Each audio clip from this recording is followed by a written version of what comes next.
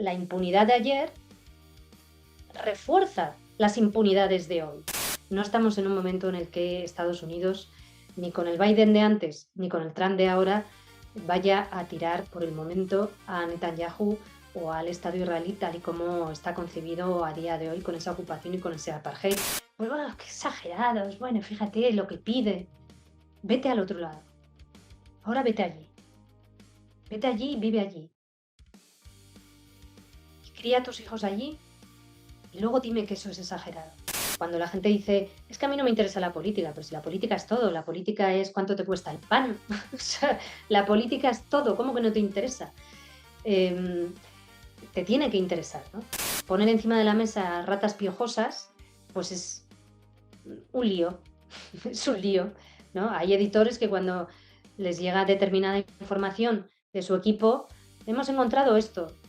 Dicen, puf, pues es que esto nos pone en un grave problema. Con este anunciante, con este otro, o con este político, o con este gobierno.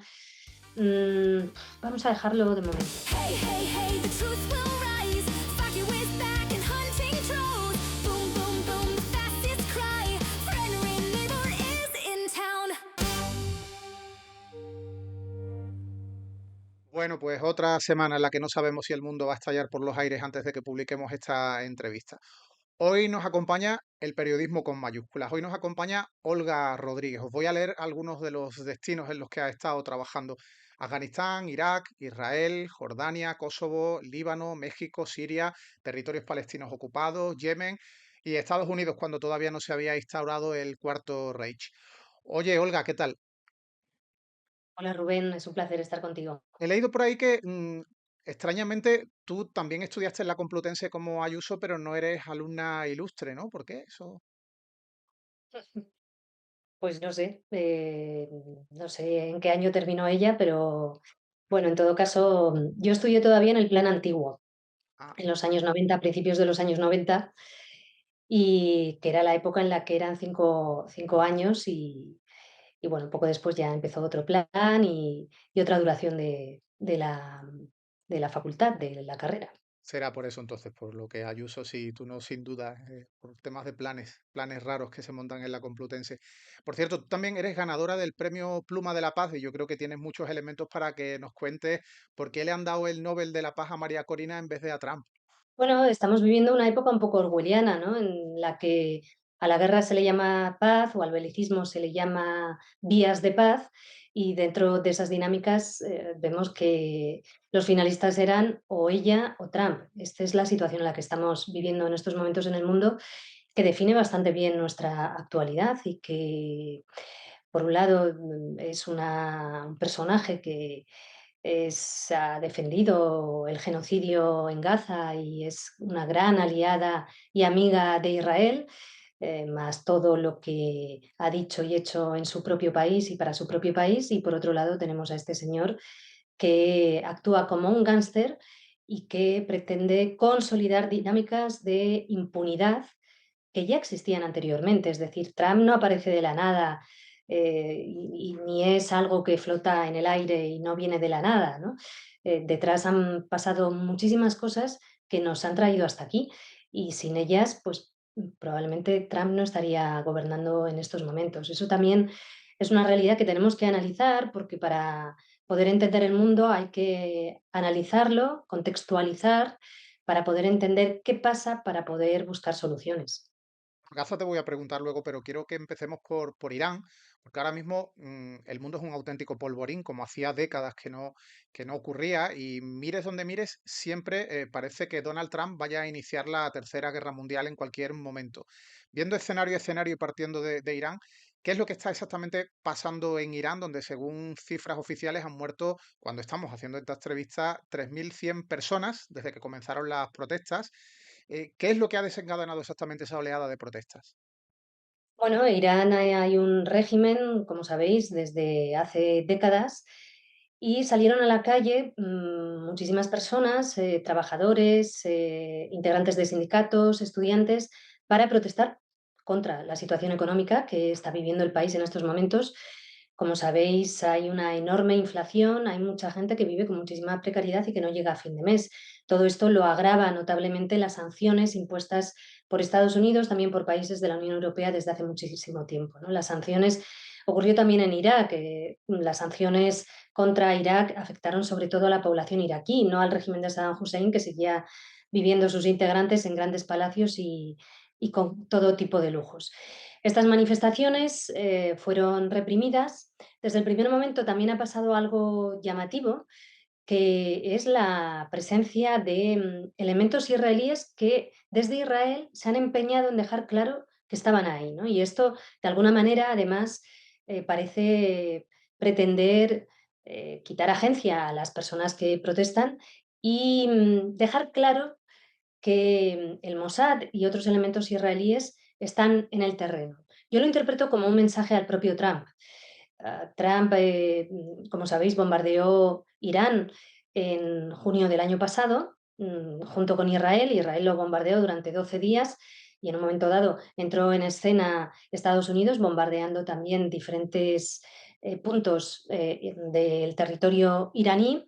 Israel quiere tumbar al régimen iraní y no solo eso, quiere debilitar profundamente el Estado iraní e incluso lograr su fragmentación para poder seguir creciendo como hegemón regional o incluso internacional. Y para eso necesita la ayuda militar de Estados Unidos.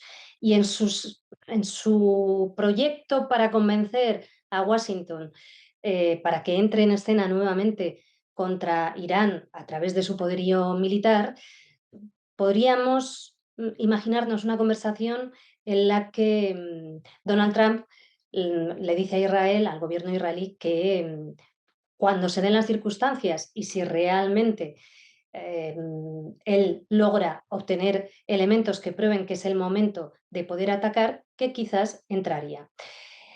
Creo que por esto, tanto desde el Mossad como desde medios de comunicación israelíes, como desde integrantes del gobierno israelí y otros sectores, han querido dejar claro que el Mossad estaba operando en terreno iraní, que el Mossad estaba de alguna manera incluso tratando de conducir algunas protestas y así lo dejó ver, por ejemplo, con un mensaje publicado en redes sociales por el propio Mossad en su versión en farsi o en persa, que es el idioma oficial de Irán, en el que decía que estamos con vosotros, dirigido a todos los manifestantes iraníes, no solo con palabras y desde la distancia, estamos con vosotros acompañándoos desde el propio terreno y supervisando desde el propio terreno.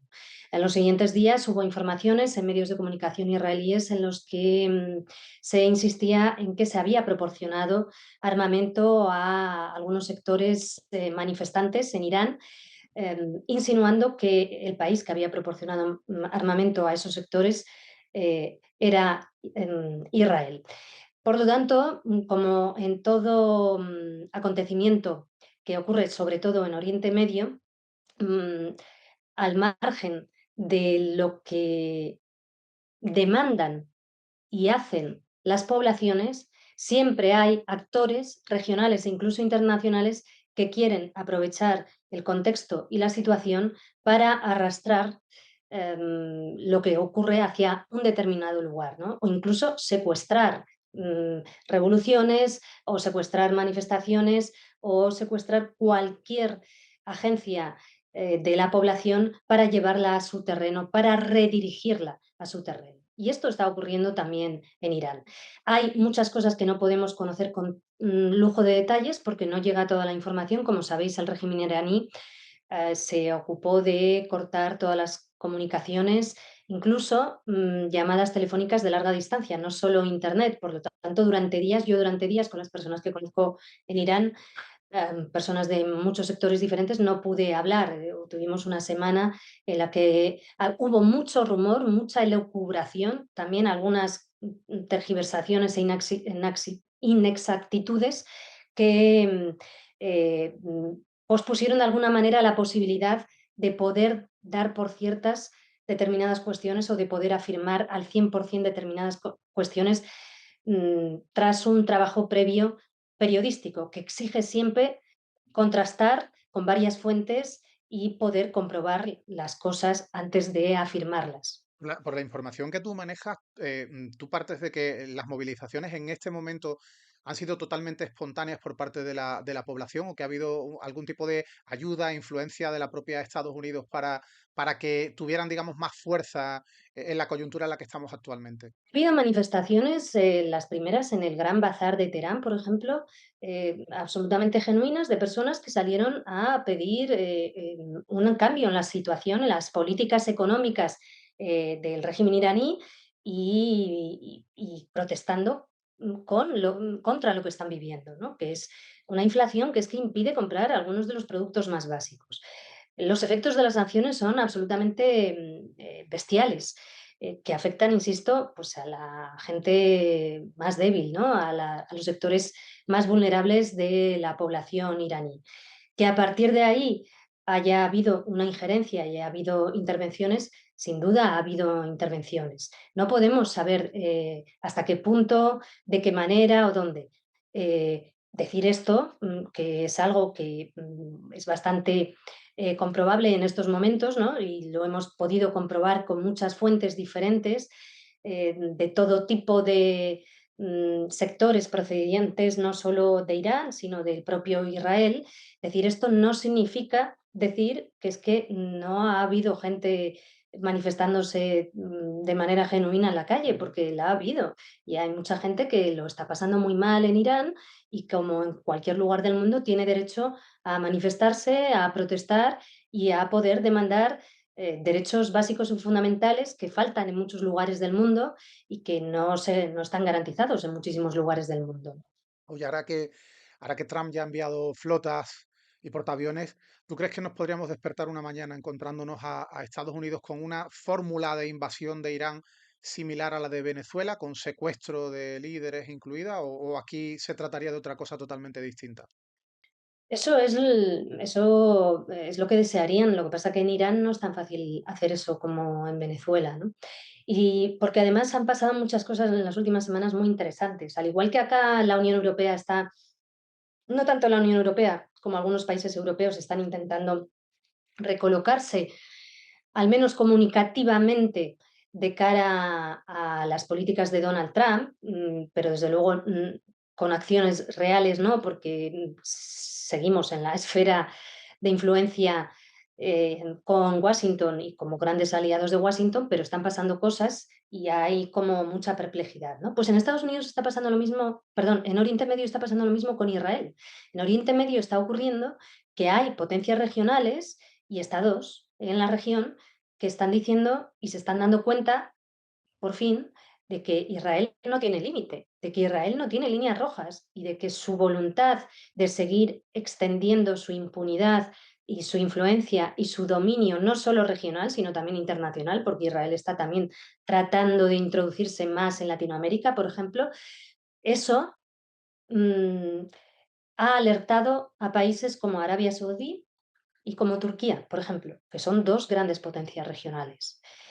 Y lo que ocurrió en las últimas semanas ante los tambores de bombardeo ilegal contra Irán nuevamente es que Arabia Saudí, Turquía y otros países como Omán o como Qatar, países árabes, alertaron al propio Trump de que esto no podía ocurrir, porque esto no iba a desestabilizar solo a Irán, sino a toda la región. Fragmentando incluso, no solo debilitando, sino fragmentando incluso o dejando, reduciendo al Estado iraní, como ocurrió con Irak. Irak fue destrozado, el país entero y el propio Estado, ¿no? Y esto es el sueño húmedo de Tel Aviv y ante esto han reaccionado, como no habían reaccionado otras veces, varios países árabes de la región, más Turquía. Otra cuestión interesante que está pasando a nivel regional es que Arabia Saudí el pasado mes de septiembre llegó a una alianza y a un acuerdo de defensa con Pakistán, que no es un país de la región, está un poco más Mm. hacia Oriente, es el único país musulmán del mundo con la bomba atómica y el único país con armamento nuclear en Oriente Próximo, ya sabemos que es Israel, ¿no? Es interesante este acuerdo de Arabia Saudí con Pakistán. Ahora acaba de anunciarse que ya hay un borrador para otro acuerdo diferente, también en materia de defensa, entre Pakistán, también en Arabia Saudí Y aquí entraría también Turquía, un acuerdo diferente en el que no se menciona nada el armamento nuclear de Pakistán, pero evidentemente sabemos que no es casualidad que estos dos países de la región hayan buscado un acuerdo en materia de defensa con el único país cercano, que no es Israel, que tiene armamento nuclear. Estos son los movimientos que está habiendo en estos momentos ante el desborde absoluto de la impunidad israelí y de las ansias de control territorial y comercial de Israel en la región y más allá. ¿Tú crees si intentas entrar en la mente de Trump, que no creo, no sé, no tengo claro si es extraordinariamente difícil o extraordinariamente fácil, ¿no? Si entramos en la mente de Trump, ¿él concibe Irán como un elemento para hacerle daño a China o para darle un caramelo a Israel o es otra cosa? Ambas cosas, ambas ¿Sí? cosas. Has hecho una muy buena pregunta que me facilita mucho la respuesta, porque ambas cosas. Irán proporciona buena parte de su petróleo a China. Esto implica que más del 13% de las importaciones de crudo de China proceden de Irán. China protege a Irán en la región y, y bueno, pues a Trump estas cosas no le gustan nada. Él quiere controlar y quiere dictar cómo se hacen las relaciones comerciales, ¿no? Y el dinero, los recursos naturales y las rutas son algo que le obsesiona, no solo a él, ¿eh? O sea, la geopolítica en estos momentos, si siempre ha estado marcada por eso, ahora muchísimo más, ¿no? Las relaciones comerciales, las rutas y los yacimientos. Y para ello estamos en un momento muy peligroso y muy alarmante y muy preocupante porque se ha normalizado y legitimado desde sectores muy diferentes el belicismo, la guerra en todos sus formatos. Mm. Cuando hablo de guerra de alta intensidad, de baja intensidad, modelos de represión, de control coercitivo, externalización de fronteras o largo, etcétera. El negocio de la guerra como medio para acceder a yacimientos minerales críticos, tierras raras, gas, petróleo, etcétera, y a rutas, o sea, la importancia de las rutas sobre todo, ¿no? Del transporte, pero también como fin en sí mismo, porque para poder mantener esta locura de modelo con un ritmo vertiginoso de producción y consumo, hay que echar más leña al fuego. Y a través de la industria armamentística es como se está buscando. Mm, Esto es jugar con fuego, con consecuencias que pueden ser devastadoras para muchísimas poblaciones en todo el mundo, como ya está ocurriendo. Cuando se habla de rearme, un rearme supone una escalada siempre, en algún lugar del mundo, porque se adquiere armamento, el armamento si se queda en unos almacenes se pudre, se estropea, no sirve. Hay que, Entonces hay que, tarde o ma- hay temprano que matar gente para usarlas, vaya. hay que o usarlo o revenderlo. Pero eso significa una escalada en algún lugar del mundo.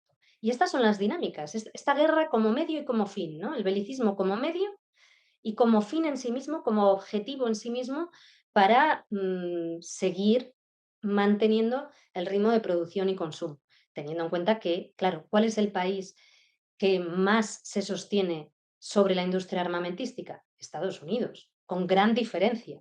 O sea, el Producto Interior Bruto de Estados Unidos tiene un porcentaje muy importante que procede de este sector.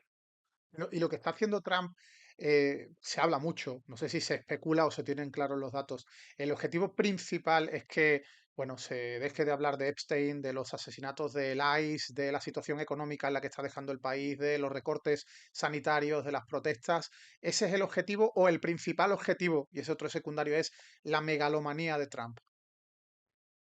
Yo diría que ni una cosa ni otra. O sea, no, las cosas no ocurren porque hay un señor muy malo como en los dibujos animados y Ujú. ya, no. Por lo tanto, sí, bueno, él es un megalómano y otras muchísimas cosas, pero detrás hay razones. O sea, él quiere negocios, enriquecerse más, que se enriquezcan sus amigotes y que Estados Unidos sea ese país que él imagina con ideas, bueno, con una concepción muy fascista, ¿no? A nivel sociológico, político y con imposiciones a nivel económico, ¿no? Con imposiciones, porque el sueño de Trump, como de otros muchos en Estados Unidos, es que Estados Unidos siga siendo el gran imperio. claro, ya no lo puede ser porque la hegemonía económica la ha perdido. Es una gran potencia económica, es de las mayores potencias económicas, seguirá siéndolo, pero China le ha adelantado ya un poquito, ¿no? Entonces, el caso Epstein tampoco. Que ya que hace todo esto con unos objetivos de control comercial, de poder limitar el crecimiento de China, de poder adquirir más beneficios económicos para Estados Unidos, ya que hace todo esto, además le viene bien, porque en estos momentos en que el caso Epstein y otras cuestiones están estallándole, pues viene bien. Pero esto es un objetivo que viene de muy lejos, ¿eh? Cuando se secuestró a Maduro y se cometió el crimen de agresión con bombardeos ilegales contra Venezuela, crimen de agresión es la palabra, el concepto exacto en derecho internacional que Ujú. se cometió en Venezuela, ¿no? Esto lo dicen todo tipo de expertos, no sé, Luis Moreno Ocampo, que no es sospechoso de ser chavista, todo lo contrario, bueno, pues lo ha definido con ese término, ¿no? Cuando se produjo esto, hubo gente que dijo, esto es para desviar la atención de lo de Epstein. No, el proyecto contra Venezuela llevaba mucho tiempo en camino. Estados Unidos, además, como imperio neocolonial, siempre ha tenido una serie de herramientas que aplica una y otra vez en diferentes países y en diferentes lugares con el objetivo de lograr el acceso a recursos naturales en esos lugares o de controlar gobiernos o de conseguir que formen parte de su órbita de influencia. Primero, intenta condicionar elecciones, si eso no funciona con sus propios candidatos, ¿no? O con candidatos preferidos a los que beneficia de muchas maneras, ¿no? También económicamente. En segundo lugar, si eso no funciona, pues va un poquito más allá, con más injerencia. Si eso tampoco funciona, pues ya impone sanciones económicas, que es lo que hizo en Venezuela desde hace ya varios años, ¿no? Y si eso tampoco funciona, pues ya hablamos de operaciones militares encubiertas, o de golpes de Estado encubiertos, o incluso de operaciones militares descubiertas de una manera u otra, o financiación a grupos armados locales para que hagan el trabajo sucio. Esto lo hace Estados Unidos y lo han hecho muchos otros países, los pequeños imperios o medianos imperios que hay en otras zonas del mundo, ¿no? En su entorno, en sus patios traseros. La geopolítica es muy fea y muy sucia. Y en la línea con esa megalomanía de Trump, pero ese interés sobre todo a nivel económico, porque Trump es un hombre de negocios, básicamente, ahora acaba de presentar lo que llama una junta de paz para Gaza, que en realidad es una junta, yo podría decir, de, no sé, una junta de saqueo, sobre todo teniendo en cuenta el perfil de los países a los que ha invitado de momento. ¿Allí hay alguna democracia en esa junta? Él ha invitado a 60 países. Afortunadamente, una parte de los países europeos han declinado la oferta, pero a mí me sorprende que haya habido sorpresa con este plan, porque este plan se da a conocer el 30 de septiembre de 2025 y es un plan que fue acogido y aplaudido por los países europeos, cuando era un plan que vino acompañado de un documento facilitado por Donald Trump en el que se narraba un proyecto de dominación colonial 2.0 con una voluntad de saqueo, de reparto de ganancias, con planes urbanísticos e inmobiliarios mm, en un territorio, haciendo negocio para los amigotes de Trump, para el propio Donald Trump, que está en la cúspide de esta mal llamada Junta de Paz, que él lo ha llamado así, pero porque él lo llame así propagandísticamente no significa que tengamos que llamarla Junta de Paz. Podemos llamarla la Junta de Trump para Gaza o la Junta de Saqueo, como tú muy bien dices, u otras muchas cuestiones, ¿no? Es como un proyecto un poco, a mí me recuerda a lo que fueron las compañías de las Indias desde el siglo XVII al siglo XIX, ¿no? Para gestionar el comercio internacional como una entidad privada, pero manejada desde estados, con un poder cuasi estatal, de hecho, o incluso transnacional, em, para hacer negocio a costa de territorios y de riquezas ajenas, ¿no? Y no solo eso, porque él también ha anunciado que a través de esta junta podrán gestionar y administrar otros territorios en otras partes del mundo. Él quiere levantar una especie de Naciones Unidas paralela a su medida, privatizada, sin ley, sin rendición de cuentas y sin ninguna legitimidad. Entonces ha invitado al Consejo de Europa, ha invitado a muchísimos países europeos, ha invitado a países latinoamericanos, ya te digo, a más de 60 países. Algunos han declinado y otros no. ¿Cuáles son Estamos viendo algunos de los países que han rechazado participar? Algunos de los especialmente importantes. Francia, España, son algunos de los países que lo han rechazado. Reino Unido ha dicho que de momento no, veremos qué termina haciendo Reino Unido. En el futuro ya se verá. La propia Ursula von der Leyen también ha dicho que de momento no, que lo tienen que estudiar. Veremos cómo evoluciona la cosa. Porque, por ejemplo, con la invasión ilegal de Irak, Europa dijo, excepto Reino Unido, y España dijeron no, pero luego a posteriori, ya con todos los crímenes cometidos de invasión y ocupación, cuando comenzó la segunda fase, todo se blanqueó a través de una resolución de la OTAN y se convirtió en una misión de la OTAN. Y ahí y seguía siendo un proyecto criminal igual que el anterior o incluso más, ¿no? Porque aquello pues, se acababa de abrir todavía la caja de Pandora o el infierno en la tierra, quedaba mucho más infierno por delante. Entonces, bueno, veremos cómo evoluciona la cuestión. Ahí, Pero lo que sí que es cierto es que, evidentemente, quienes se han querido apuntar, pues gente como Milei, pero también muchos estados de la región de Oriente Próximo, ¿no? Los grandes aliados de Donald Trump y de Estados Unidos habitualmente, a excepción de los europeos, que de momento están siendo más prudentes. Sin embargo, los europeos sí que apoyaron el plan, ojo. Y es un plan que además, de una manera dramática e inédita, tal y como han denunciado relatores de Naciones Unidas y gente experta en derecho internacional, por primera vez se legitima un plan de estas características con el apoyo de Europa. Y este plan termina siendo aprobado en el Consejo de Seguridad de Naciones Unidas, con los votos a favor de 3 de los 5 miembros permanentes, que son Reino Unido, Francia y Estados Unidos, las abstenciones de los otros 2, que son China y Rusia, que evidentemente ahí pues, probablemente hubo intercambio, ¿no?, de cromos con Moscú, y de los otros 10 miembros rotatorios, entre los cuales estaba Dinamarca.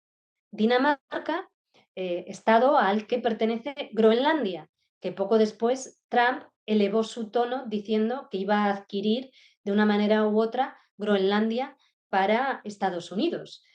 La impunidad de ayer refuerza las impunidades de hoy. Si decimos sí a un plan de estas características, lo aplaudimos y decimos que es lo mejor para Gaza y lo apoyamos, mañana nos puede ocurrir a nosotros. Y eso está pasando ya.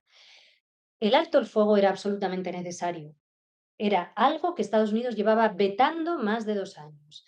Pero este plan, primero, ha dejado claro la propia realidad que no hay un alto el fuego, sigue habiendo ataques contra civiles, han muerto más de 400 personas en Gaza desde el alto el fuego, más las que han muerto en Cisjordania, y hay un nivel de impunidad tan grande que la ocupación de Gaza por parte de Israel es mayor en estos momentos al 53%. Es decir, más de la mitad de la franja de Gaza está tomada ilegalmente por Israel y la población palestina está enjaulada, totalmente controlada por sistemas biométricos, sigue sin entrar la ayuda necesaria, no está entrando ayuda sanitaria, la gente no tiene casas, muchísimos, cientos de miles de personas viven en tiendas de campaña y los pisos de lujo del plan Trump, que en su día, hace tan solo unos pocos meses, fue apoyado por toda Europa, esos pisos de lujo evidentemente no van a ir para los palestinos. Estamos en otra fase más de la limpieza étnica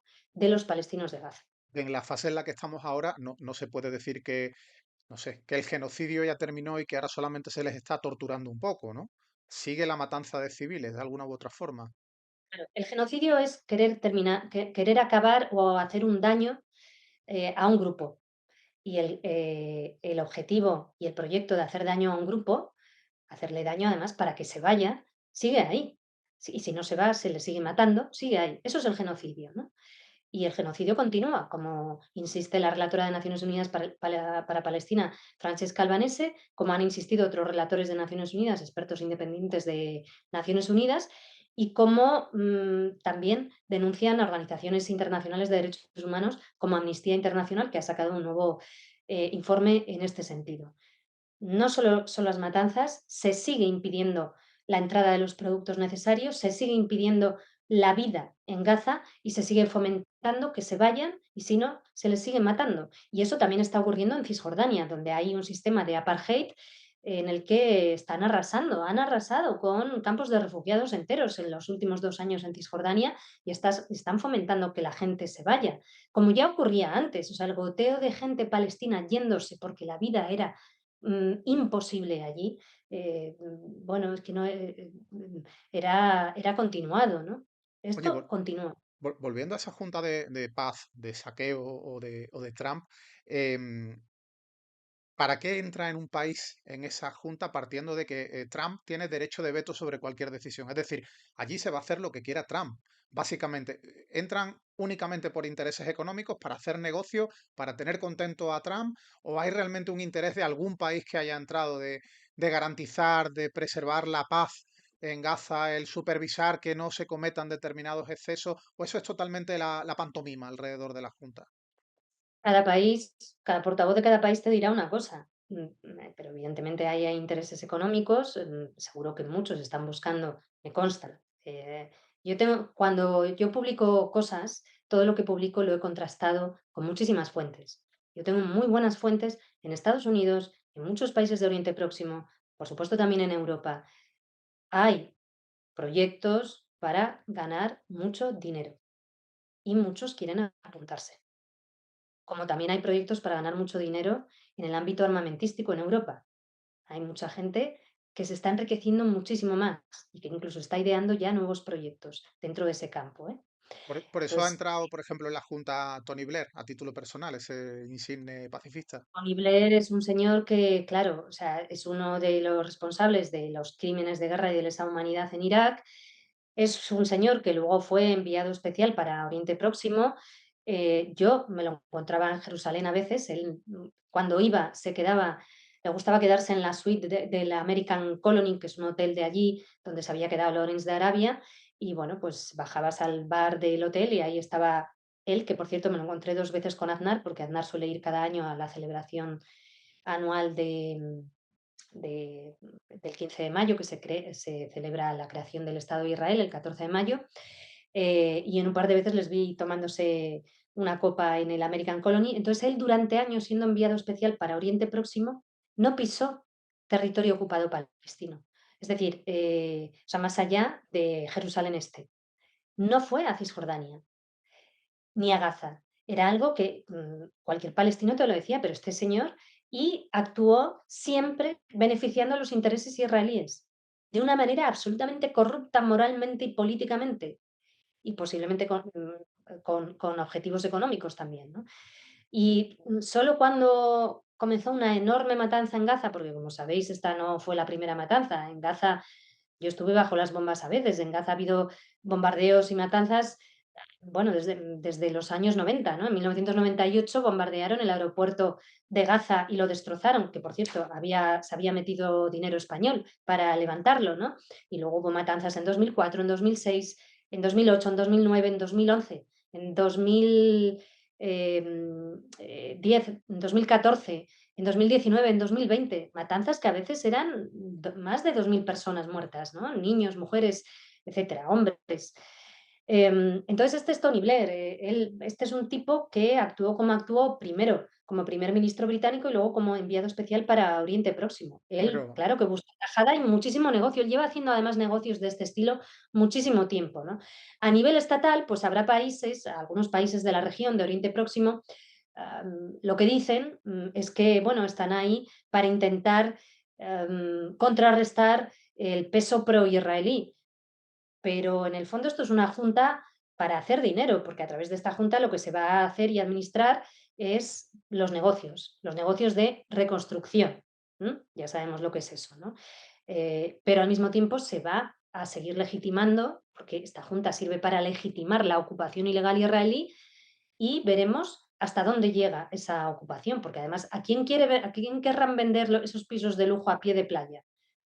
Que no van a poder comprar los palestinos, obviamente.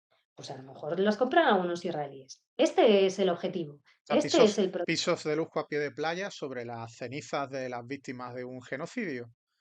exacto, sobre los restos de los cadáveres de las miles de personas cuyos cadáveres yacen bajo los escombros de Gaza. Como bajo los escombros de Gaza yace el derecho internacional, ¿no? Que no es que sea de quita y pon, es que ya hemos pasado en los últimos años de la hipocresía al cinismo, cada vez a peor. Lo que estamos viviendo actualmente es incomparable, Trump es incomparable a otros, pero antes se vivía en una hipocresía. El derecho internacional era de quita y pon. ¿Qué pasó con Irak? ¿Qué pasó con Afganistán? ¿Qué pasó con Libia? ¿Qué pasó con Palestina durante décadas y décadas y décadas? Esto no habría ocurrido si se hubiera estado violando el derecho internacional una y otra vez contra los palestinos, gracias a la connivencia de Europa. Estados Unidos no sería tan poderoso sin Europa. ¿M? ¿Qué ocurre? Que cada día que pasa es más difícil buscar una salida diferente al camino hacia el que vamos y en el que ya estamos. Cada En, día que pasa es mucho más difícil. en esa junta donde Trump ahora mismo evidentemente es el presidente de los Estados Unidos, forma parte de esa junta, hay una cosa que me ha llamado poderosamente la atención, muy relacionada con el interés económico, con el interés de Trump por hacer negocios utilizando a esa junta de paz, como él la llama, que es que él es el presidente de la junta, pero es presidente vitalicio él, no los Estados Unidos. Es decir, si a Trump lo sustituyera otro presidente, si ganara un demócrata las próximas elecciones, Trump seguiría siendo presidente de esa junta de paz como a título personal, como empresario, digamos.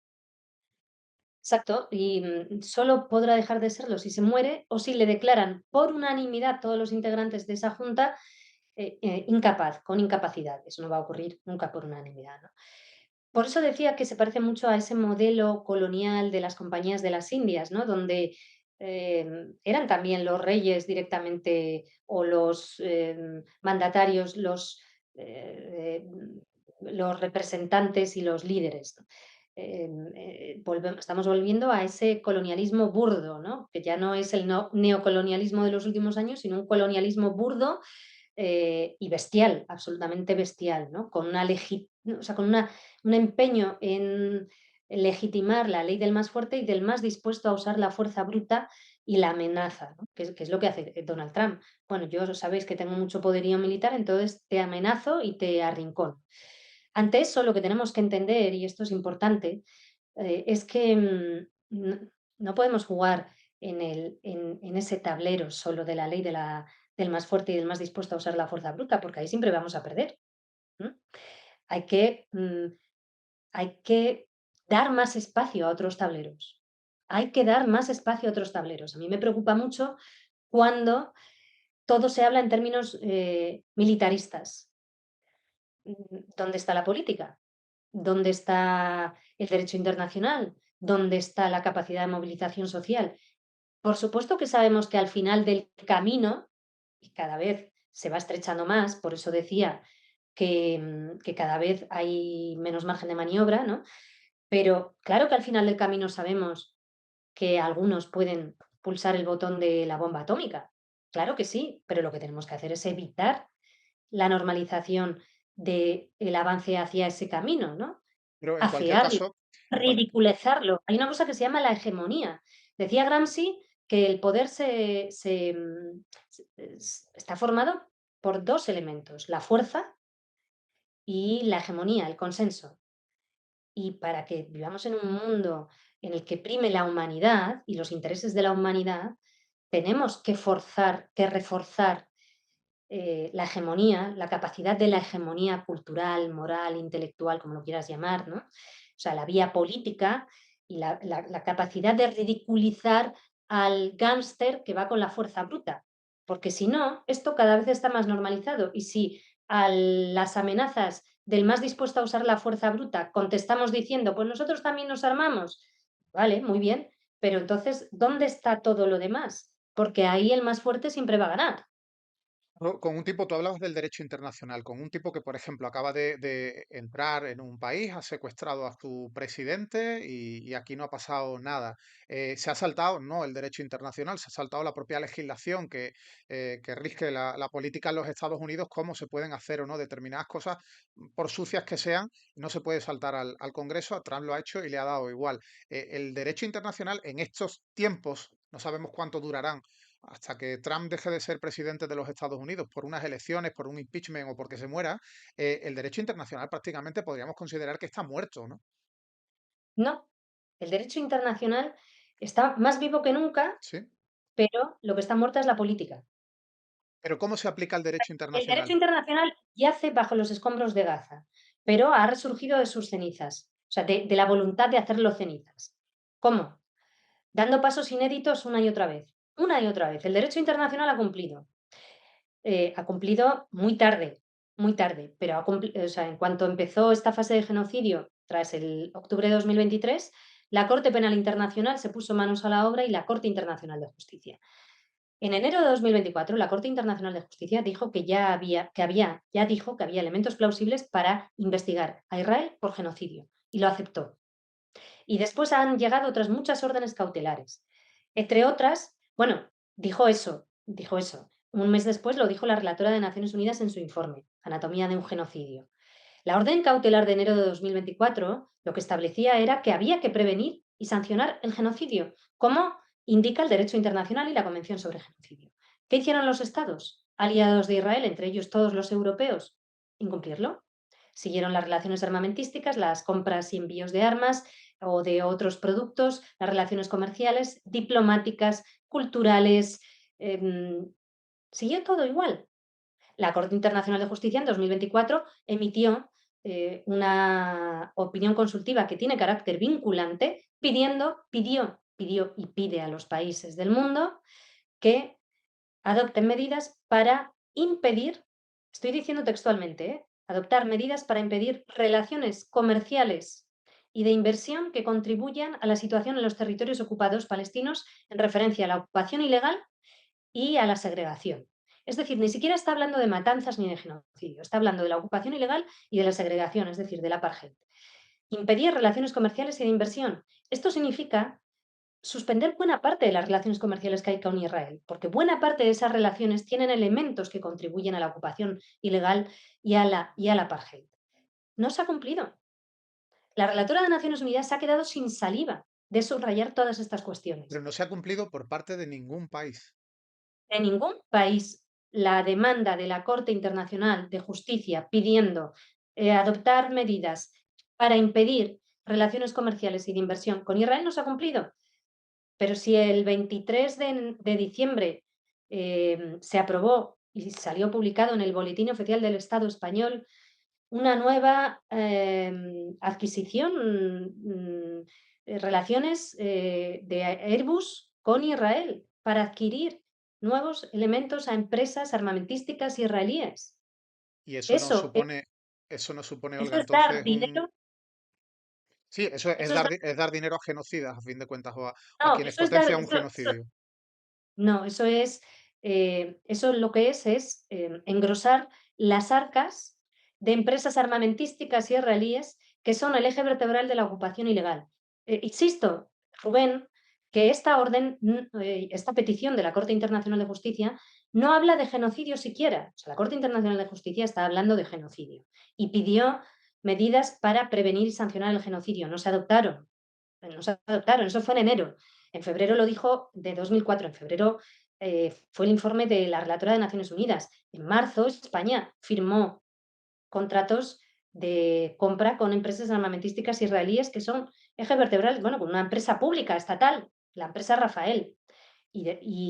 Pero esta otra petición de la que te hablo, que es de julio de 2024, ni siquiera tiene relación con el genocidio en sí. Está hablando de la ocupación ilegal y de la segregación, unos crímenes que llevan ocurriendo décadas. Y está diciendo ante ello que los estados tienen que actuar. Tienen que actuar porque sin presión no va a ocurrir nada. Y no solo no hay presión, hay normalización. Normalización del genocidio, normalización de la ocupación ilegal, normalización de la segregación. Por lo tanto, lo que destacan desde relatores de Naciones Unidas hasta exfiscales generales del Tribunal Penal Internacional, etcétera, es que sí, el derecho internacional sí ha cumplido, las cortes internacionales han cumplido, pero los estados no están acatando lo que las cortes les están pidiendo. No solo eso, no están protegiendo el derecho internacional. Estados Unidos ha sancionado a 11 integrantes de las Cortes de La Haya. Hay dos cortes, la Corte Penal Internacional, que juzga a personas, y la Corte Internacional de Justicia, máximo tribunal de Naciones Unidas, que juzga a estados. 11 fiscales y jueces de la Corte Penal Internacional están sancionados por Estados Unidos. La relatora de Naciones Unidas para Palestina, Francesca Albanese, también. Al menos 5 de esos 11 son europeos. Uno de ellos, un juez, o sea, ¿tú sabes para qué un juez de una entrevista a un medio de comunicación? Pues uno de los jueces de la Corte Penal Internacional, Nicolas Guillot, concedió hace unas semanas una entrevista a Le Monde contando qué suponen esas sanciones, porque esas sanciones suponen la muerte civil. No es que no puedas entrar en Estados Unidos, es que no puedes usar tarjetas de crédito, porque casi todas son estadounidenses, desde Visa, etcétera. No puedes reservar hoteles a través de todas las empresas, desde Expedia y otras muchas. Te cierran tu cuenta de Gmail, no puedes usar el Google. La relatora de Naciones Unidas para Palestina, alguien desde el Parlamento Europeo le reservó una habitación de hotel en Bruselas cuando fue recientemente y se la anularon. Pero es que lo más duro es que no pueden usar sus propias cuentas bancarias de bancos europeos, porque los bancos europeos, inmediatamente ante sanciones estadounidenses, las acatan. Ante eso, ¿qué decía el juez? Dice, a ver, la Unión Europea tiene una cosa que se llama reglamento de bloqueo, que lo puede activar como lo ha activado en otras ocasiones, para proteger a sus ciudadanos de sanciones de terceros países. No se ha activado. ¿Qué hizo Lula cuando Estados Unidos sancionó al juez que investiga a Bolsonaro, la Corte Suprema brasileña? Inmediatamente salió, no solo condenando, lamentándolo, mostrando preocupación, no, no, salió tajantemente diciendo que eso era un ataque y una agresión a la soberanía de Brasil. Inmediatamente buscó canales para que el señor magistrado pudiera seguir teniendo acceso a su dinero y empezó a negociar fuertemente con Estados Unidos. Mm, Evidentemente no sabemos en qué términos, en qué intercambio ha logrado. La cuestión es que Estados Unidos ha levantado esas sanciones contra el magistrado brasileño y otros intereses brasileños. ¿Está haciendo la Unión Europea todo lo suficiente para proteger a estos integrantes de la Corte Penal Internacional y a la relatora de Naciones Unidas para Palestina, que ya os digo yo, porque la conozco muy bien, que está pasando momentos muy difíciles? No, no está haciendo todo lo posible. Es más, esto no se habla mucho públicamente porque sabemos que los circuitos jurídicos, bueno, pues son bastante opacos, pero hay una gran alarma y perplejidad. Y hace 2 meses hubo una reunión anual en la Corte Internacional y en demasiados espacios y conferencias se hizo como que no ocurría lo que estaba ocurriendo, era el gran elefante en la habitación. ¿Y por qué? O sea, ¿cuáles son los motivos por los que en la Unión Europea no hay una reacción ante eso, ante el asesinato civil de una persona? Porque la Unión Europea en estos momentos es esta es la que hay, porque tenemos gobiernos en muchos países, pues el gobierno alemán, por ejemplo, es gran aliado de Israel, gobiernos que están dispuestos a pisotear el derecho internacional y no solo eso, a recortar derechos y libertades de sus propias poblaciones. Cuando empezó el genocidio, la relatora de Naciones Unidas para la Libertad de Expresión, Irene Khan, advirtió de que estábamos viendo ya cómo el derecho a la protesta y la libertad de expresión estaban retrocediendo y dijo, Gaza, el genocidio en Gaza va a suponer un retroceso con gravísimas repercusiones. Lo decía en aquel momento en relación con la represión que hubo contra las manifestaciones y acampadas estudiantiles en Estados Unidos que ocurrieron con el gobierno Biden, que también apoyó el genocidio y lo facilitó. Podía haberlo parado, no lo hizo, todo lo contrario, lo facilitó enviando armamento y reprimiendo a los estudiantes. Por eso decía que nada empieza hoy. Mm. Evidentemente, con Trump se pasa a otra fase, pero esto es lo que ha ocurrido y esto es lo que ocurre en Europa. Tenemos una Unión Europea con una Kaja Kallas, con una Ursula von der Leyen, con gobiernos como el alemán, como el italiano. El propio Macron ha sido absolutamente lamentable en su gestión de este asunto y de otros muchos. Y bueno, más allá de la Unión Europea, pues está Reino Unido, ¿no? También tratando de influir a la Unión Europea.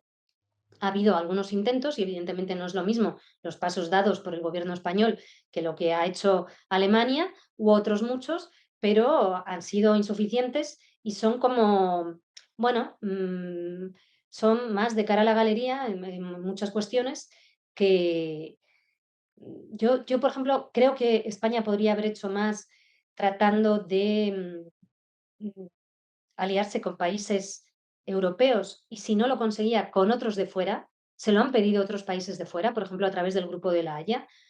Hubo mucho desconcierto en circuitos de derechos humanos internacionales ante el hecho de que España no quisiera sumarse al Grupo de la Haya, que es un grupo de países, pues algunos latinoamericanos, otros africanos, otros de Asia, que dijeron, bueno, vamos a pedir las mínimas, que es que piden lo mínimo para el cumplimiento del derecho internacional ante el genocidio en Gaza. ¿No? Hay que crear alianzas globales para llevar todas estas cuestiones a Naciones Unidas, porque Naciones Unidas tampoco se ha hecho lo suficiente. Y de nuevo, Europa es poderosa y tiene capacidad de influencia y si hubiera querido, podría haber logrado cosas en Naciones Unidas. Mira, Claro que hay un derecho al voto y al veto determinado en el Consejo de Seguridad de Naciones Unidas, te lo cuento rápidamente, pero cuando hay un veto continuado como el que hubo Estados Unidos en el Consejo de Seguridad de Naciones Unidas, se puede actuar a través de la Asamblea General de Naciones Unidas, a través de una resolución que se llama Unidos Pro Paz, creada en 1950, que está diseñada para esto. No se hizo, no se impulsó. Hay otra cuestión que lleva pidiéndole a la relatora de Naciones Unidas mucho tiempo y muchas organizaciones, la suspensión de las credenciales de Israel como integrante de la Asamblea General de Naciones Unidas hasta que cumpla, como se hizo en 1974 con la Sudáfrica del régimen de apartheid. Todas estas cuestiones no se han hecho y aquí tienen margen de maniobra, podrían hacerlo estados europeos que realmente estuvieran interesados en un cambio de correlación de fuerzas para poder presionar a Israel. Eh, ¿Hay realmente interés en eso? la- las decisiones o las no decisiones de la Unión Europea pues pueden estar relacionadas con el equilibrio de fuerzas que hay dentro de los distintos Estados miembros. Pero si aterrizamos concretamente en España, que tú has mencionado y has publicado multitud de reportajes contando cómo se está vulnerando la prohibición de seguir pues, desarrollando la compra-venta de armas con Israel, ¿por qué? ¿Qué es lo que está provocando que Pedro Sánchez permita eso, decida eso? ¿Está atado de pies y manos en ese sentido? ¿Tiene unos intereses concretos? ¿Qué es lo que ocurre y por qué? Bueno, esto es una cuestión como todo, ¿no? ¿Estás atado de pies y manos? Depende de cuáles quieras que sean tus prioridades. Ya sabemos que en estos momentos de belicismo global, pues el negocio armamentístico, ya digo que es un negocio en auge, en auge. Dentro de eso, la presión social, lo de España ha sido increíble. La presión social desde muchísimos circuitos diferentes. Ha habido, la sociedad española es ejemplar en estas cuestiones, ¿no? Ha habido como una capacidad de empatía. Ocurrió con Irak en 2003 cuando Aznar nos quiso llevar a la invasión ilegal, ¿no? O sea, las encuestas, hubo encuestas que señalaban que es que hasta el 90% de la población estaba en contra de esa invasión ilegal, de la participación de España en esa invasión ilegal de una manera u otra, ¿no?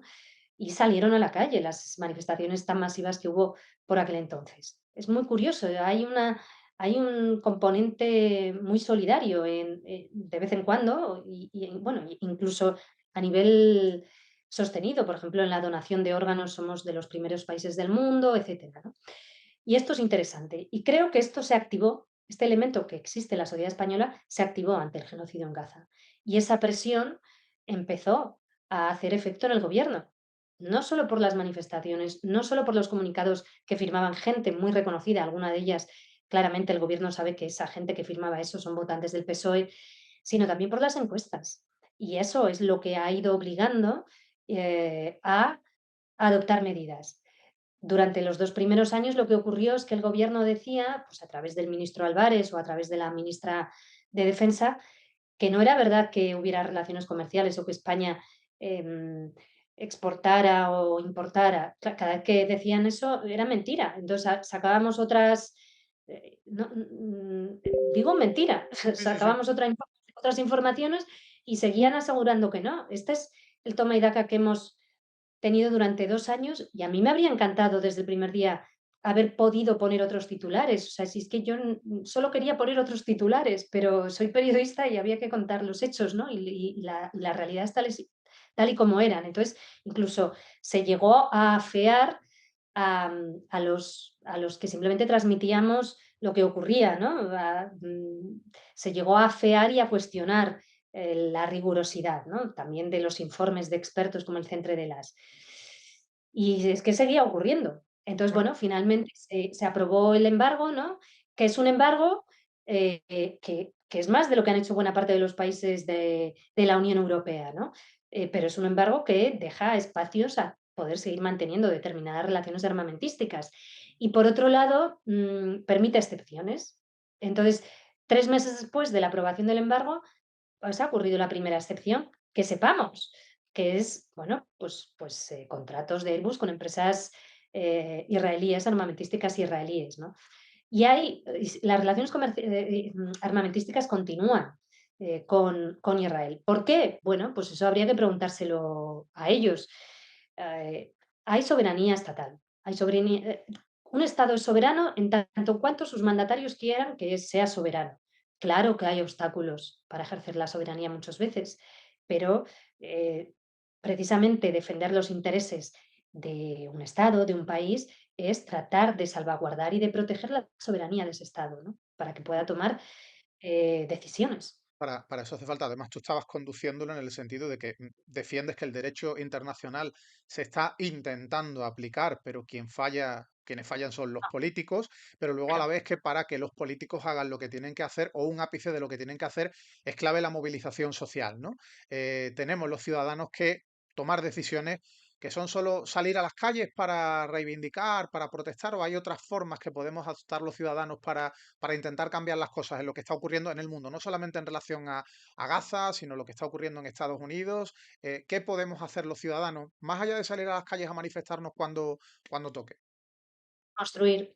Tenemos que construir, pero ya, desde antes de ayer tenemos que construir tejido social, construir organizaciones en nuestros barrios, construir asociaciones, hacernos con locales en cada barrio, como sea, para que los chavales, la chavalería, tenga un lugar donde encontrarse, donde hacer cosas, fomentar actividades culturales en las que y charlas, sobre los problemas de nuestra actualidad.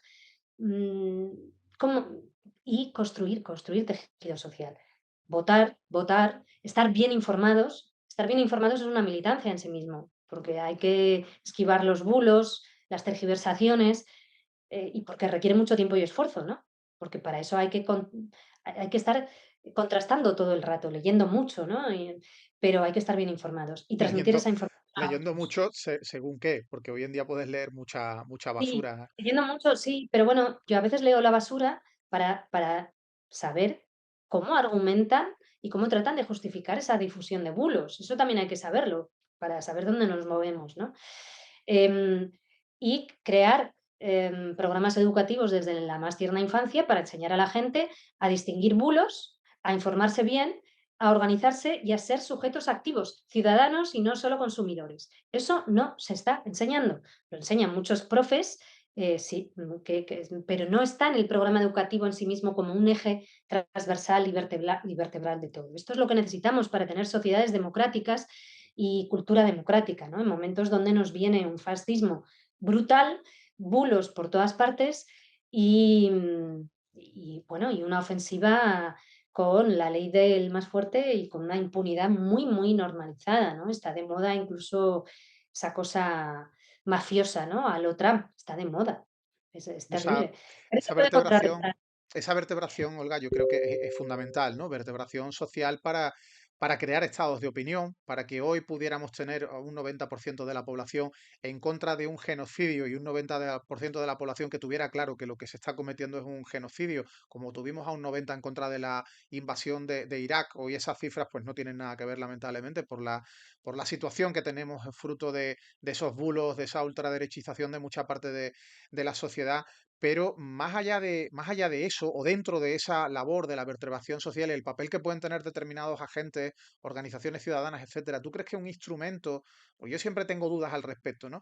Un instrumento potente de presión serían los boicots comerciales? Por supuesto. Es que si es que lo está pidiendo la Corte Internacional de Justicia. La Corte Internacional de Justicia ha pedido un boicot. Eh, Así hablando un poco, ha pedido impedir relaciones comerciales y de inversión que contribuyan a la ocupación ilegal y a la segregación, que es lo que piden los movimientos que piden boicots. Cuando Israel deje de incumplir y de violar y de cometer crímenes masivos, no hay ningún problema, pero es que lo está haciendo. Entonces, ¿por qué se entiende con Rusia?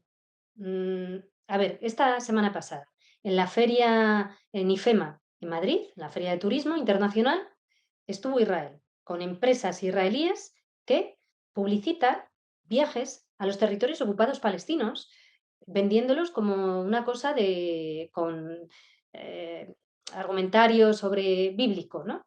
Sin omitiendo que son territorios ocupados palestinos. Am, bueno, a Rusia se le ha prohibido. ¿Por qué Israel sí y Rusia no?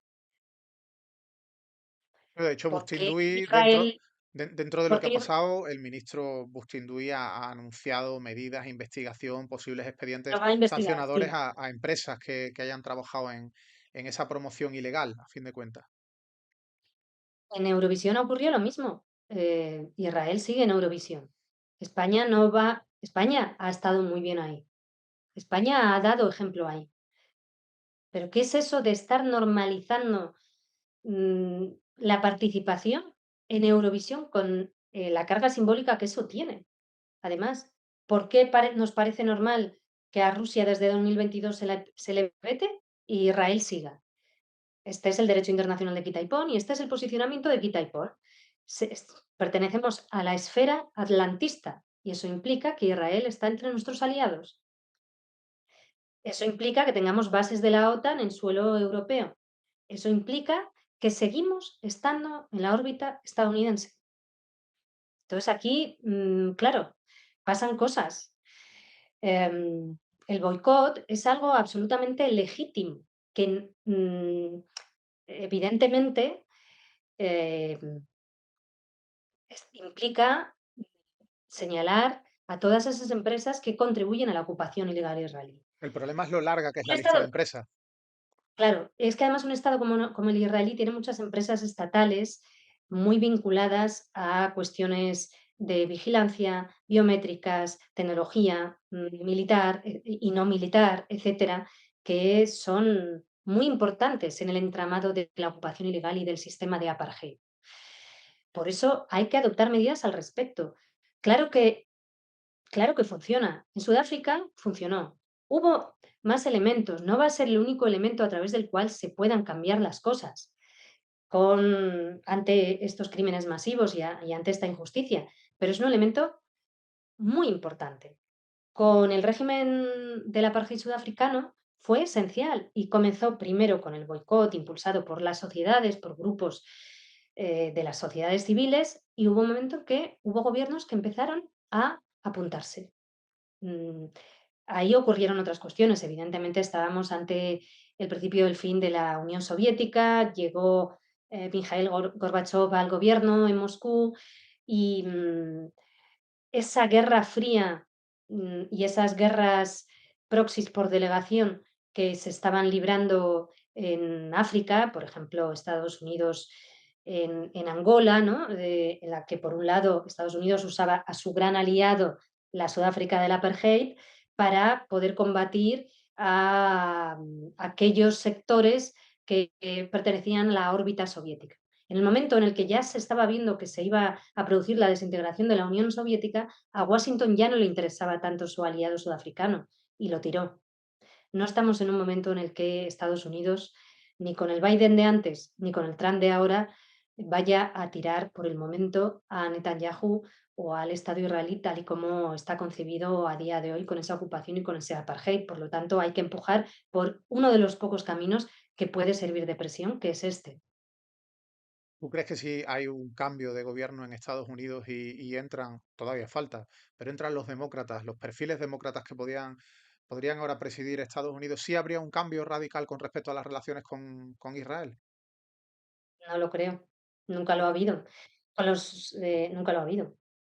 Con Estados Unidos, uno de sus políticas fijas ha sido su alianza con Israel y poder facilitar a Israel sus crímenes y su ocupación y la extensión de su ocupación territorial, con lo cual tendría que pasar muchísimas cosas en Estados Unidos. Pueden pasar, pero entonces o sea, unos líderes que en estos momentos, a día de hoy, tal y como está a día de hoy el Partido Demócrata, todavía no permitirían que esos líderes pudieran ganar, como no se quiso que ganara Bernie Sanders, ¿no? Y pusieron mucha leña en el asador y mucho esfuerzo para que en esas primarias, no ganara Bernie Sanders. Porque con Sanders sí habría ese cambio. Con Sanders habría habido algún cambio, sí, probablemente. Además, habría sido bonito porque Sanders es judío, ¿no? Como tantos judíos estadounidenses que dicen no en mi nombre. Pero, el aparato del Estado en Estados Unidos está muy vinculado al sionismo israelí, que a día de hoy implica, pues, la defensa de esta ocupación, ¿no? Y los grandes donantes en las, campañas electorales, proceden de esa órbita, donantes tanto del partido al Partido Republicano como al Partido Demócrata. En las últimas, elecciones pasó algo bonito, que hubo algunos candidatos a nivel de estados que dijeron: "Yo no voy a aceptar, ninguna donación de este tipo de grupos sionistas como AIPAC y como otros", ¿no? Pero fueron los menos. Entonces, tienen muchísimo poder y como las elecciones, tienen unas características muy particulares en la democracia estadounidense, que es que el dinero privado de los multimillonarios puede condicionar, algunas políticas de los candidatos y algunos enfoques, pues eso tiene consecuencias, ¿no? Tiene consecuencias importantes. Entonces, yo creo que Estados Unidos, pues, a lo mejor tiene que hacer un ayornamiento también en ese sentido y buscar otro modelo, para sus campañas electorales. No es fácil en ningún lugar del mundo esto, ya lo sabemos, y a veces por eso surgen casos de corrupción, pero el poder de ese sionismo duro es, muy, muy, muy potente en Estados Unidos, muy potente. Entonces, Estados Unidos es un país maravilloso. Yo estudié allí, después de la Complutense, luego viví allí como corresponsal primero, en Nueva York, antes había estudiado en Washington, luego volví a vivir en Carolina del Norte, he pasado grandes temporadas en California, lo conozco bastante bien. Es un país con cosas absolutamente maravillosas en muchos sentidos, ¿no? Y tienen en ese sentido mucho potencial para dirigirse hacia un lugar más bonito y más bueno para todos, ¿no? Empezando para la propia población estadounidense que vive ahogada pagándose su seguro médico, intentando pagarse sus seguros médicos y otras cuestiones por la falta de servicios sociales y derechos sociales fundamentales en ese sentido. Pero a día de hoy, de momento, no estamos ahí todavía para que haya ese candidato del que tú mencionabas. Mm, Ojalá lo haya. Hemos hablado de la impunidad de Estados Unidos en sus invasiones, ¿no? Y en las invasiones concretamente de Irak y Afganistán, que han emitido la impunidad de Netanyahu a día de hoy, todas esas movidas que escuchamos, pero que tú has vivido en primera persona. Tú has vivido una invasión de Estados Unidos en un país donde estabas destinada. ¿Cómo se vive eso? ¿Qué es lo que se sufre, que se experimenta? Bueno, no quiero hablar de ello a nivel personal. Yo creo que todo el mundo puede imaginar lo que supone eso, ¿no? Irak fue una cosa muy bestial porque, realmente en muy pocas semanas cambió un país para siempre. Fue la fragmentación y la destrucción absoluta de un Estado y de una sociedad. Bush lo quiso llamar, Operación Estupor y Pavor. Yo nunca había vivido bombardeos así antes y nunca los viví después. y creo que no volvió a haber bombardeos así hasta los que ha lanzado Israel en Gaza. Ni en Afganistán, ni en Líbano, ni en Libia, ni en otros muchos lugares, habíamos vivido esos bombardeos. Se tiraron toneladas y toneladas de bombas como nunca, ¿no? Era algo incomparable, solo comparable a Hiroshima y Nagasaki a nivel de, o sea, no en los efectos, evidentemente, pero a nivel de toneladas. Entonces era estar en un estado de shock continuo, ¿no? Porque primero había bombas que caían muy cerca o que caían en tu propio hotel, y porque incluso aunque cayeran a 1 kilómetro o 2, es que se movía todo, se caían los muebles y, bueno, tenía repercusiones porque luego había alfombras de cadáveres, ¿no?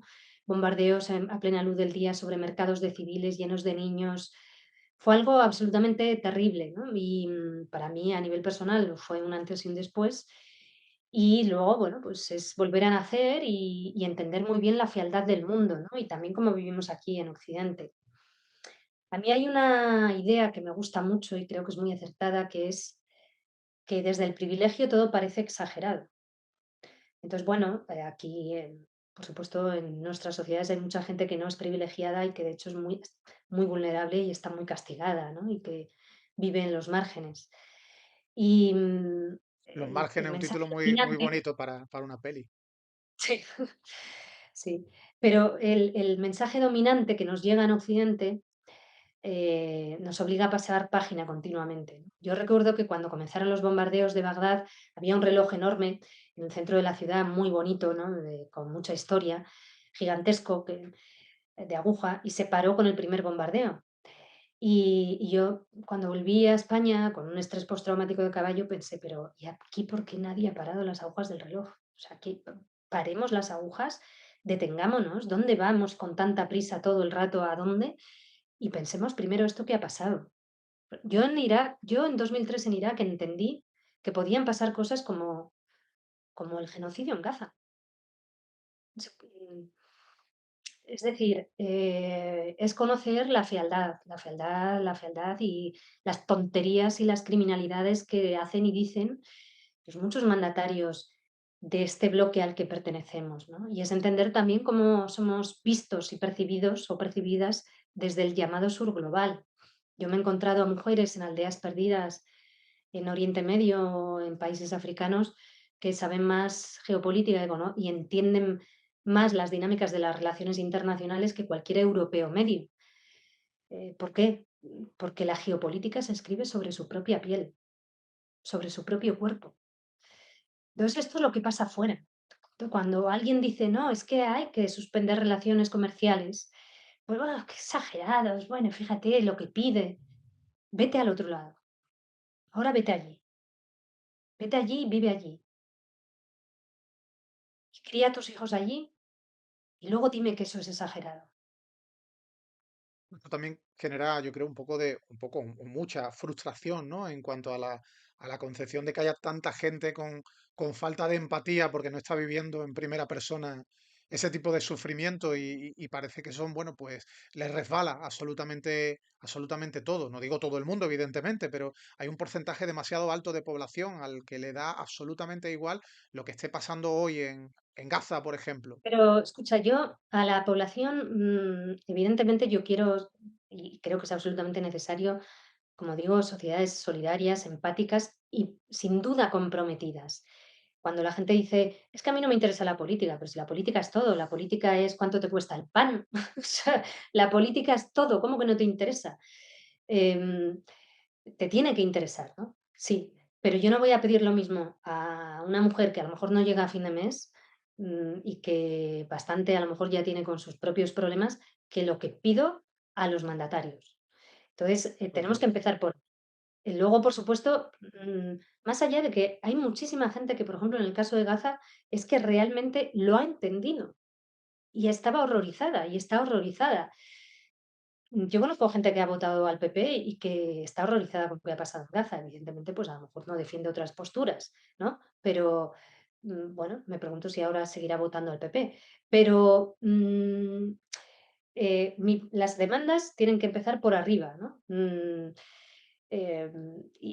y claro que hay mucha gente que lamentablemente no entiende, no quiere ver, o incluso es pero pero desde arriba es desde donde hay que empezar a construir, por supuesto desde abajo, pero desde arriba no digo empezar a construir, pero hay que insistir en construir todo eso que es necesario para que la sociedad pueda organizarse. Nos podemos organizar con cualquier tipo de Estado, porque es nuestra obligación, pero tenemos que entender que el poder que hay arriba, en los grandes despachos, es bestial.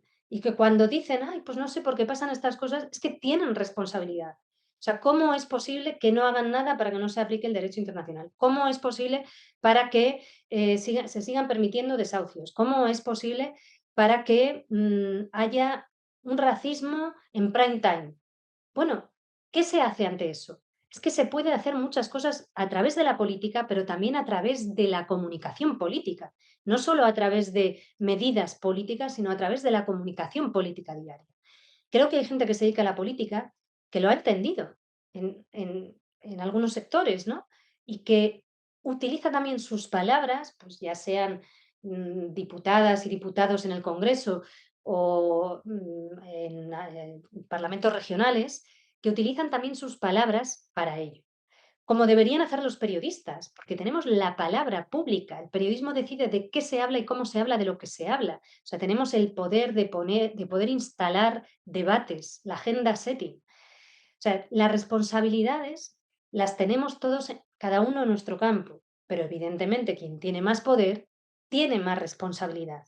Quien tiene más poder tiene más responsabilidad. Por eso hay que pedir, demandar, exigir y denunciar a los de arriba.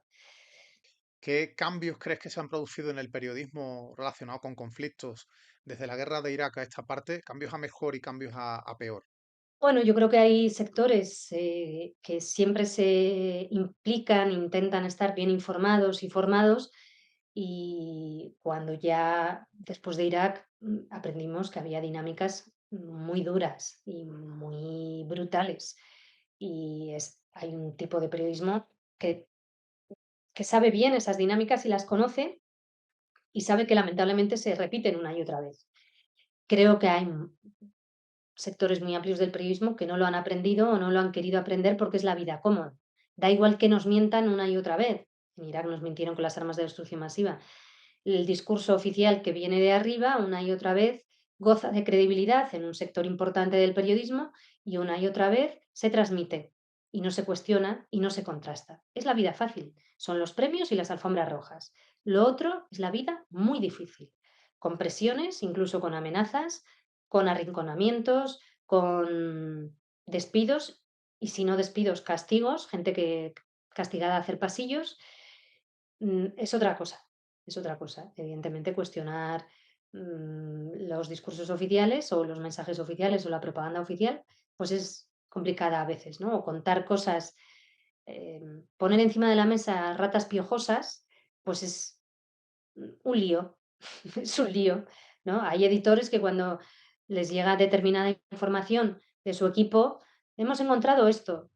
Dicen, puf, pues es que esto nos pone en un grave problema. Con este anunciante, con este otro, o con este político, o con este gobierno. Vamos a dejarlo de momento. ¿M? Esto pasa en el periodismo todas las semanas. Entonces, ¿qué ha aprendido? ¿Qué ha hecho mejor o peor? Creo que la impunidad tiene un gran poder y lo que ocurrió, por ejemplo, después de Irak es que se ha ido prescindiendo cada vez más de las redes de corresponsales y de la figura del enviado especial, primero porque había muchos jefes que no querían que pesara sobre ellos la posibilidad de que asesinaran a un trabajador suyo, como ocurrió con José Couso en Irak. Por lo tanto, los que trabajábamos por aquel entonces en empresas, en muchos casos dejaron de enviarnos porque temían que ocurriera algo, ¿no? Mm, es decir, realmente se apagó el flexo de la información, como dijo el juez que investigó el asesinato del caso Couso y luego tuvo que cerrarlo porque se derogó la ley de justicia universal, ¿no? Más allá de eso, los condicionamientos económicos de muchos medios de comunicación en el mundo les han llevado a prescindir de sus redes de corresponsales y de enviados especiales para no gastarse dinero en eso, que tampoco es tan caro, ¿eh? Se gastan luego dinero en otras tonterías. Pero consideran que con las 2 grandes agencias de noticias internacionales, pues con eso les basta, ¿no? Las 2 grandes agencias de noticias pueden hacer mejor o peor su trabajo, pero si todos los medios de comunicación del mundo las usan para informar de lo que pasa en el mundo, vemos el mundo a través de 2 grandes ojos. Es un poco orwelliano, ¿no?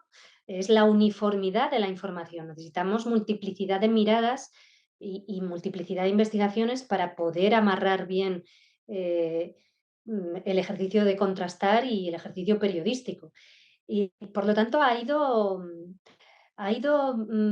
sufriendo cambios en muchos casos a peor.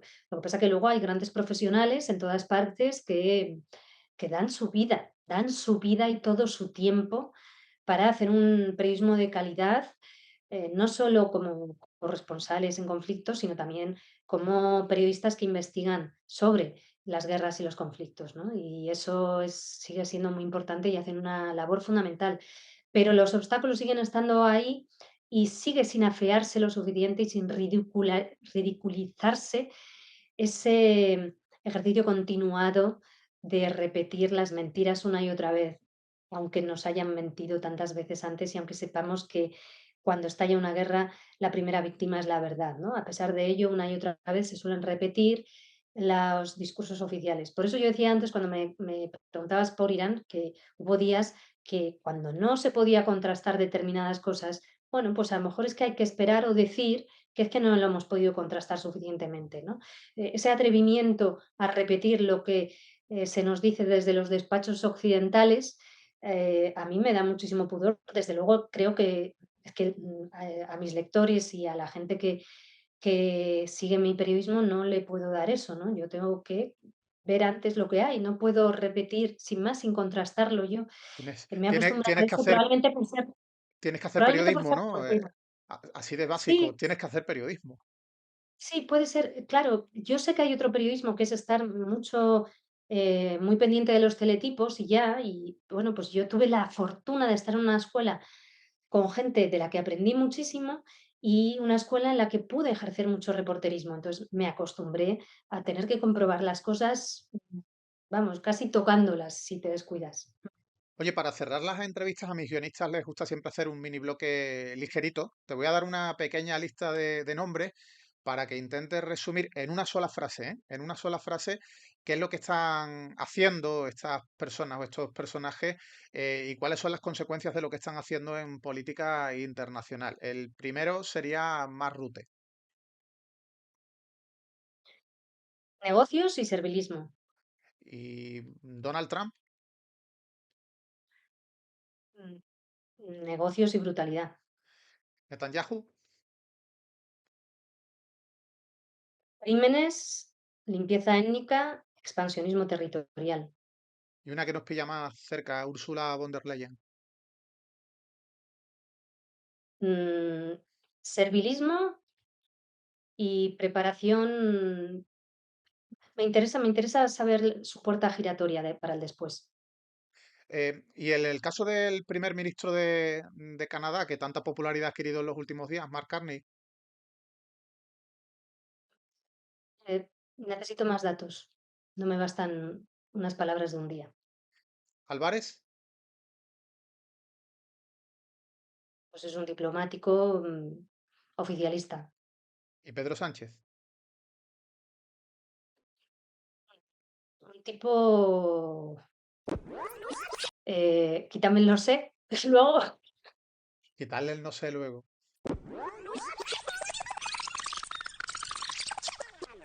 no sé cómo definirlo. Ha ido entendiendo, un presidente que ha ido entendiendo las corrientes de cada momento, las corrientes de aire de cada momento, de aire Ah, que venían cada. te ha costado, ¿eh? No es fácil a veces para ciertas cosas definir a Pedro Sánchez. Quería ser precisa, Como buena sin periodista. sin introducir elementos subjetivos. Pues, Olga, ha sido un placer charlar contigo y sobre todo aprender de ti. Muchísimas gracias. Ha sido un placer, Rubén, gracias a ti. Un abrazo fuerte. Pues eso es todo por hoy. Hoy ha habido poca broma porque las cosas de las que hemos hablado no eran precisamente para soltar mucha broma. Ya sabéis, como siempre, suscribiros, uniros, darle al like y hablar de este canal con vuestra gente. Un abrazo fuerte. Hey, hey, hey, the truth will